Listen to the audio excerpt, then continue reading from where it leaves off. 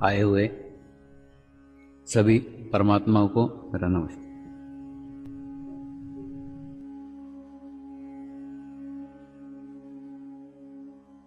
समर्पण करने का यानी क्या करने का?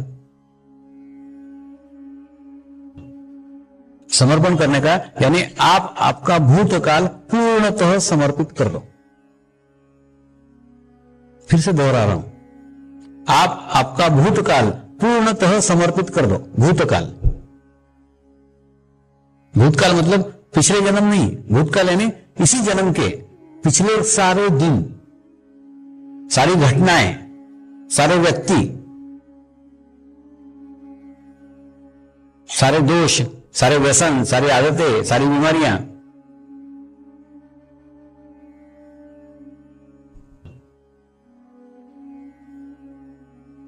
ये सब भूतकाल के साथ जुड़ी हुई है। ये सब व्यक्ति, ये बीमारियां, ये व्यसन, ये प्रसंग, ये घटनाएं, सब आपको रोज भूतकाल में लेके जाते हैं। लेकिन वो अगर आप समर्पित कर दो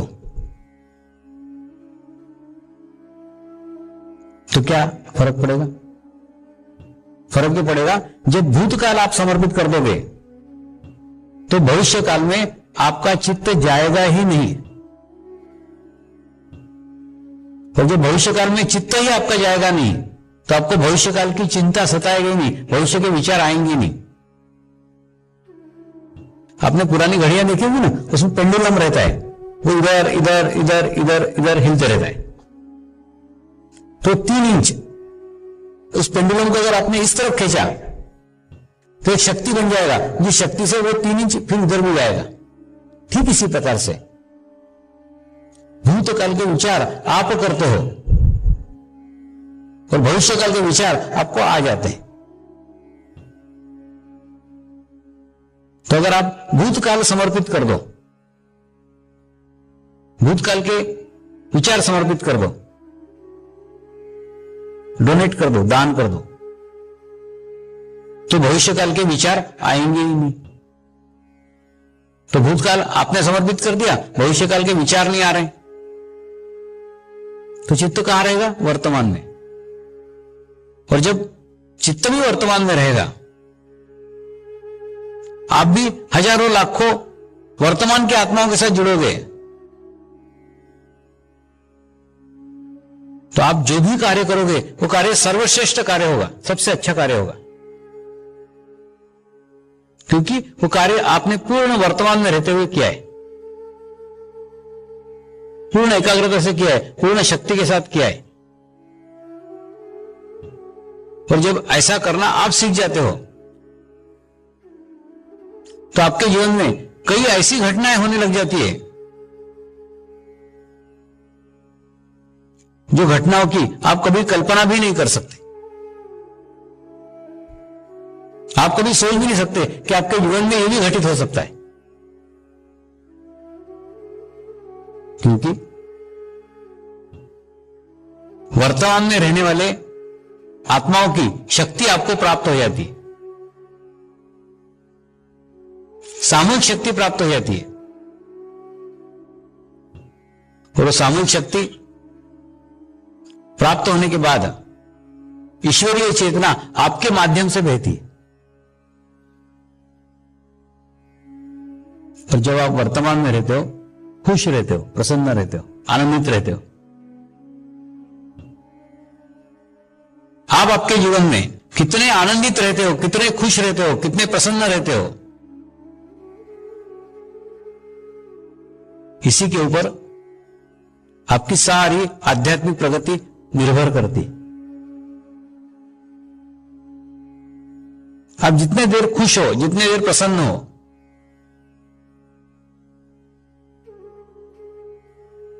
एक एक पादान आप ऊपर चढ़ते चले जा रहे।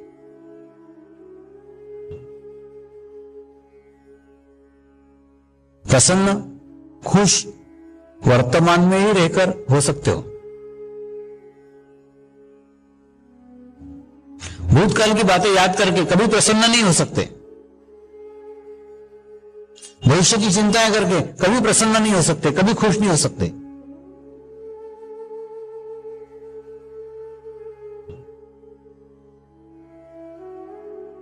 वर्तमान में रहकर के प्रसन्न रह सकते हो। तो जितने प्रसन्न रहोगे, जितने खुश रहोगे, उतने ही आत्मा के करीब रहोगे, आत्मा के पास रहोगे, आत्मा के साथ रहोगे।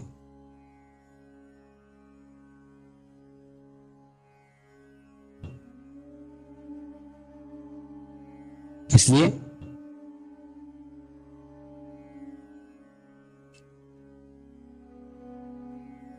करीब रहना, पास रहना आपकी आध्यात्मिक प्रगति में सहायक है। अब आप कहोगे स्वामी हमारी तो दुनिया भर के झमेले हैं, दुनिया भर की समस्याएं, आप क्या आध्यात्मिक प्रगति लेके बैठे हो?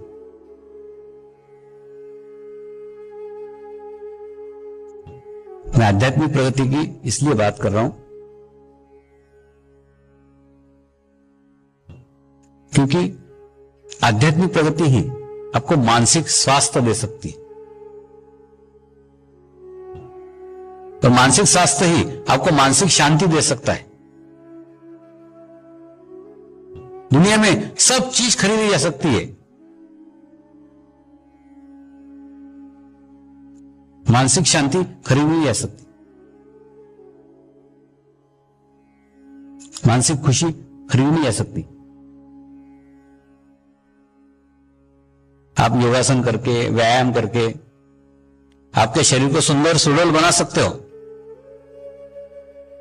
आकर्षक बना सकते हो, लेकिन आवश्यक नहीं कि आप खुश हो, आप प्रसन्न हो। आप मानसिक दृष्टि से भी स्वस्थ हो।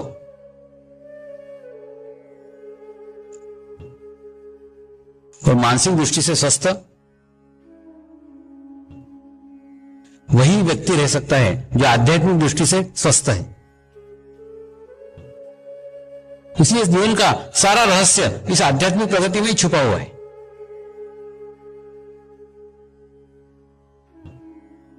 अभी हाल ही में मैंने सौराष्ट्र का दौरा किया, तो सौराष्ट्र के दौरे में अंबुजा सीमेंट कंपनी में शिविर हुआ। वहां के सब एग्जीक्यूटिव लोगों का शिविर हुआ, वहां के सब मैनेजरों का शिविर हुआ। उन्होंने बताया आपकी कंपनी एक जगह है, एक स्थान पे है, आपका ऑफिस एक स्थान पे ऊपर है, एक सीमित क्षेत्र में है। उसका टेंशन करके, उसका तनाव करके आप टेंशन महसूस करते हो।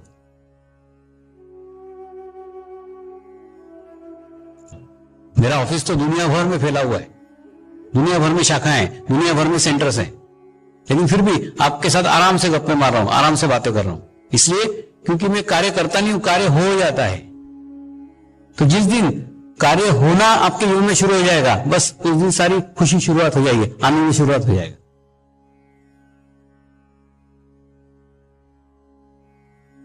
तो समर्पण ध्यान वो है जो आपके जीवन में होना चालू कर देगा। करना और होना, इसके बीच की कड़ी ध्यान है।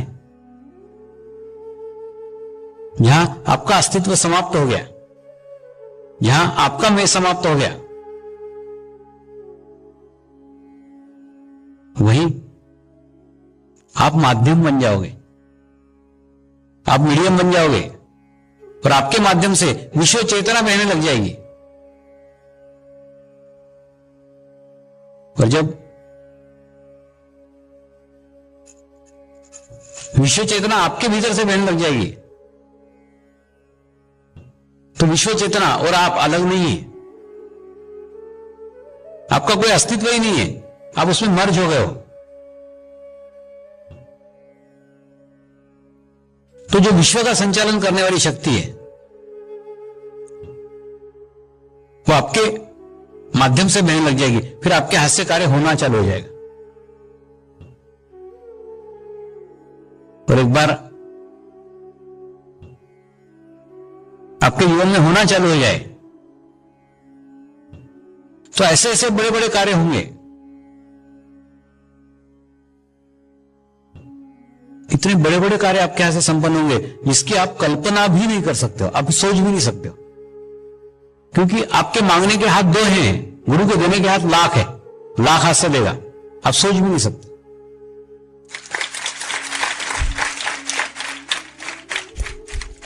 बस 2 हाथ से मांगना छोड़ दो,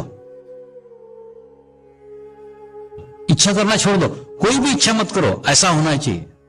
अपनी इच्छा से बांधो मत।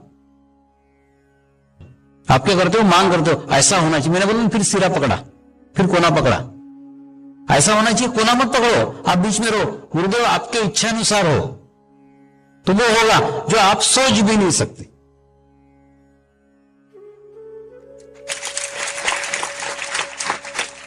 लेकिन कोना छोड़ना पड़ेगा। कोना पकड़ करके बैठा तो तकलीफ है, परेशानी है। कोई कोना मत पकड़ो, बीच में रहो, मध्य में रहो। और जैसे ही मध्य में रहना सीख जाओगे, जीवन का आनंद आना शुरू हो जाएगा। आध्यात्मिक प्रगति की बात मैं इसलिए कर रहा हूं क्योंकि आध्यात्मिक प्रगति पे आपकी मानसिक प्रगति निर्भर करती है, मानसिक स्वास्थ्य निर्भर करता है। आपके शरीर को कहीं पे भी पिन चुभ जाए, आपके मस्तिष्क को पता चलता है कि पैर में कांटा लगा है, हाथ में पिन चुभ गई है, कमर में पिन चुभ गई है, बराबर पता लगता है।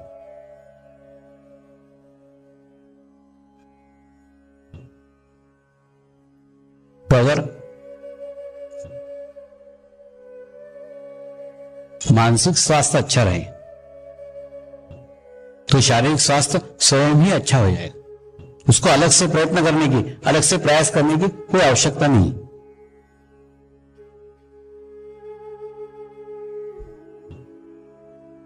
क्योंकि शरीर की सारी समस्याएं, शरीर के सारे प्रॉब्लम आपके ब्रेन से संबंधित है। ब्रेन रिलैक्स है, पूरी बॉडी रिलैक्स है।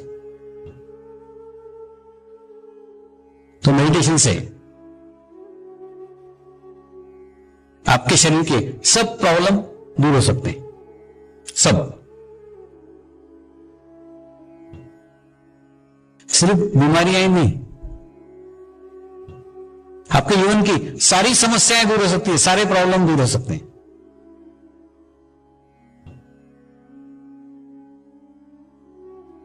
जो हमारे भीतर है ना, जो हमारे अंदर है ना, उसी की प्रतिकृति बाहर नजर आती है, बाहर दिखती है। जैसे एक मोटा आदमी है, वो सड़क पे से जाएगा तो उसकी छाया दिखेगी तो मोटी दिखेगी। एक पतला आदमी है, वो सड़क पे से जाएगा, उसकी छाया पतली दिखेगी। एक ठिंगा आदमी है, वो जाएगा, उसकी छाया ठिंगे दिखेगी। एक ऊंचा आदमी है, उसकी छाया ऊंची दिखेगी। छाया उस व्यक्ति की प्रतिकृति है। जैसा आदमी है वैसी छाया है। इस प्रकार से आदमी के शरीर के अनुसार उसकी छाया निर्मित होती है, छोटी, बड़ी, मोटी, दुबली। ठीक इसी प्रकार से आपके आत्मा के स्थिति के अनुसार आपके आसपास परिस्थितियां निर्मित होती है।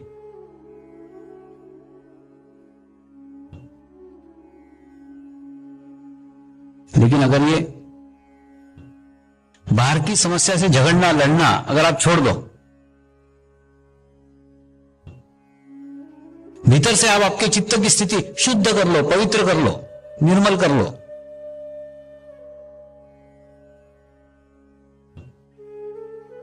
गुरुमुखी कर लो, गुरुवत कर लो,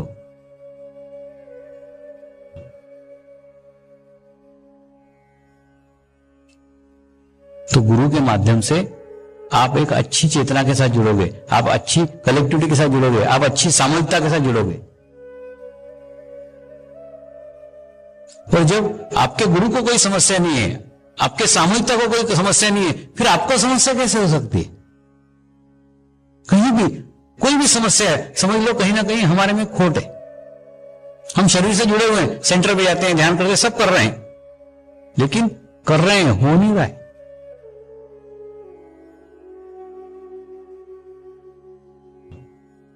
करना शरीर से होता है, होना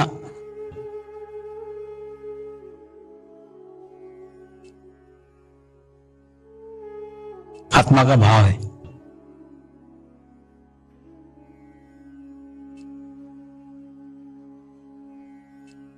तो ऐसा अगर आप ध्यान के लिए जबरदस्ती कर रहे हो, आप ध्यान के लिए प्रयत्न कर रहे हो, ध्यान के लिए प्रयास कर रहे हो,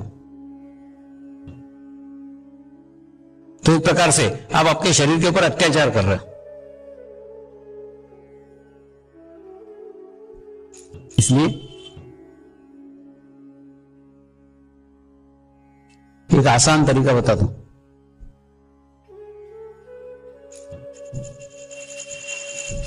प्रयोग करके देखो। जैसे अभी हाल ही में राजकोट का शिविर संपन्न हुआ,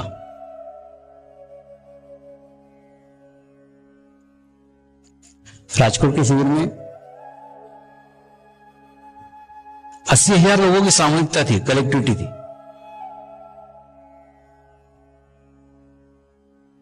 तो ऐसे सामूहिकता में अगर आप जाके बैठते हो, ऐसे सामूहिकता के साथ आप जाकर बैठते हो,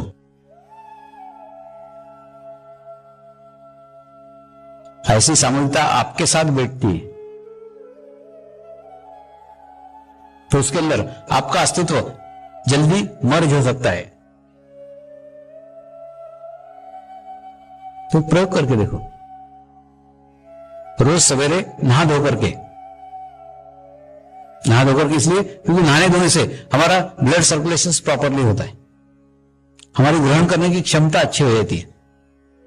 नहा धोकर के सूक्ष्म शरीर के फोटो के सामने एक दीपक जलाओ।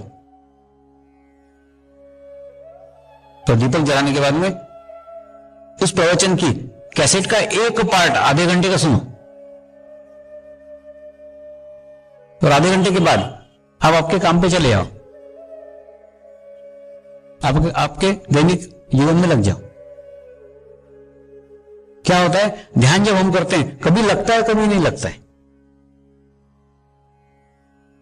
यानी हमारे शरीर की स्थिति के अनुसार कभी घटता है कभी नहीं घटता है।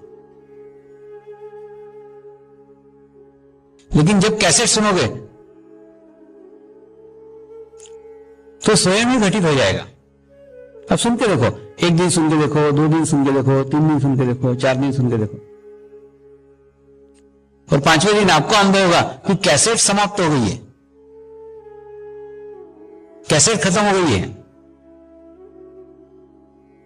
लेकिन आपकी पलक भी नहीं खुल रही है, आपकी आंख भी नहीं खुल रही। शरीर से तो उठना बाजी हटो, आंख भी नहीं खुल रही है। ऐसी स्थिति आपकी निर्माण हो गई। तो जब ऐसी स्थिति निर्माण हो गई तो समझ लो आपका शरीर ध्यान करने के योग्य हो गया। सबसे पहले शरीर को ध्यान करने के योग्य करना पड़ता है। आप प्रयोग करके देखो, आपको भी अनुभव आएगा,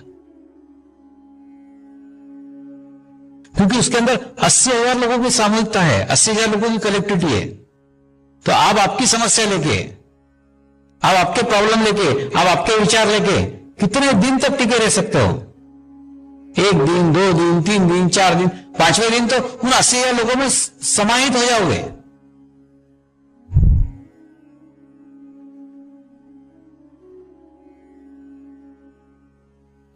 ये उन लोगों की सामूहिकता है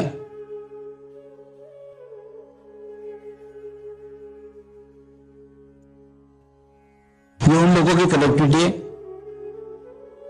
जो विचार नहीं कर रहे हैं, जिनका चित्त विचारों पे नहीं है, समस्याओं के ऊपर नहीं है। इसीलिए आपका भी चित्त आपकी समस्याओं से हट जाएगा।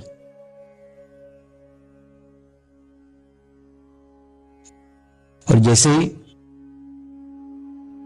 आपका चित्त आपकी समस्याओं से हटेगा, समस्या दूर हो जाएगी। समस्या में चित्त डाल करके हम चित्त को समस्याग्रस्त कर लेते हैं। तो कितना भी आपको बताऊं समस्या छोड़ो समस्या छोड़ो, आप नहीं छोड़ सकते, एकदम जकड़े हुए रहते हो उस समस्या के साथ। तो एक ही रास्ता है, एक ही मार्ग है, इतनी बड़ी सामूहिकता में चले जाओ, इतनी बड़ी कलेक्टिविटी में चले जाओ, क्योंकि उसमें जितनी बड़ी कलेक्टिविटी होगी अपने आप को उसमें समाहित करना आसान हो जाएगा। शक्तियां मेरे अंदर नहीं है, शक्तियां मेरे माध्यम से बहती है। जितने खींचोगे सक करोगे उतनी निकलेगी, खींचने वाले अधिक है, अधिक निकलेगी। अब राजकोट शिविर में मैंने क्या बोला वो मेरे को आज तक नहीं मालूम है। मैंने कई बार उसको सुनने की कोशिश करता हूं, 10 मिनट बाद ध्यान में चला जाता हूं, क्या बोला मालूम नहीं।